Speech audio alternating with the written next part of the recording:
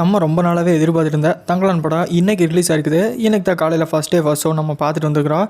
So பார்த்துட்டு வந்துட்டு review எப்படி இருந்தாலும் சொல்லி ஆகணும் அப்படின்னு சொல்லிட்டு தான் உங்கள்கிட்ட நான் பேசிகிட்டு இருக்கிறேன். அதாவது தங்கலான் படம் உண்மையிலுமே ஒரு ஸ்டார்டிங்கில் ஒரு யூனிக்காக ஆரம்பித்து கடைசியாக முடிக்கும்போது ஒரு யூனிக்காக முடிச்சுக்கிறாங்க அப்படின்னு நம்ம சொல்லி ஆகணும். அதுக்கு ஃபஸ்ட்டு என்ன காரணம் அப்படின்னு பார்த்தீங்கன்னா நம்ம பாரஞ்சித்து சொல்லலாம்.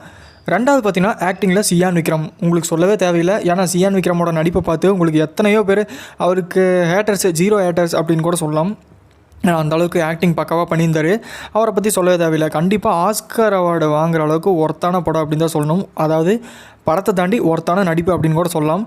சரி, ஓகே. இன்னொரு பக்கம் பார்த்திங்கன்னா ஆரத்தி சூனியக்காரி, அதாவது மாளவிகா மோகன். சொல்லப்போனால் இவங்களோட கேரக்டர் தான் ஃபுல் அண்ட் ஃபுல் இந்த கதையில் ரொட்டீன் அடிச்சுட்டே இருக்குது. அதாவது படம் ஆரம்பிக்கிறதாகட்டும் அவங்ககிட்ட இருந்தால் ஆரம்பிக்குது, படம் அப்படியே போயிட்டுருக்கிறதாகட்டும் அவங்ககிட்ட இருந்தால் போயிட்டுருக்குது, படம் முடிகிறதாகட்டும் அவங்ககிட்ட தான் முடியுது. ஸோ உண்மையாலுமே சொல்கிறேன், ஒரு ஒர்த்தான சம்பவத்தை தான் பண்ணிக்கிறாரு பாரஞ்சித் அப்படின்னு நம்ம சொல்லி ஆகணும். ஆனால் என்ன ஒரே ஒரு மைனஸ் பாயிண்ட் என்ன அப்படின்னு பார்த்தீங்கன்னா, படம் கொஞ்சம் ஜவ்வா இழுக்குது. ஜவ்வானா ரொம்ப ஜவ்வாலாம் இல்லை, ஜவ்வா இழுக்குது, அவ்வளோதான்.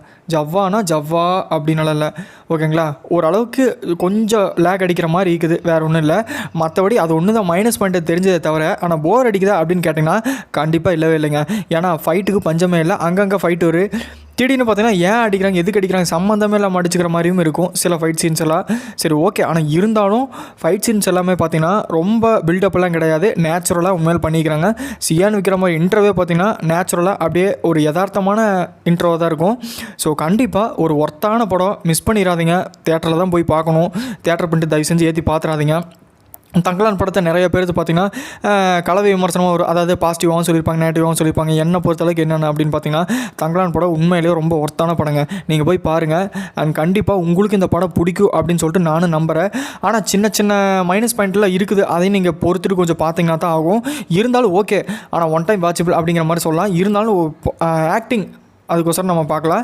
ஸோ நீங்கள் எத்தனை பேர் இந்த படத்தை பார்க்கலீங்க அப்படிங்கிற மறக்காமல் கமெண்ட்டில் சொல்லுங்கள். லைக் பண்ணுங்கள், ஷேர் பண்ணுங்கள். நீங்கள் சியான் ஃபேன்ஸாக இருந்தால் மறக்காமல் நம்ம சேனலை மறக்காமல் சப்ஸ்கிரைப் பண்ணுங்கள். வாய் கொடுறதா இல்லையா?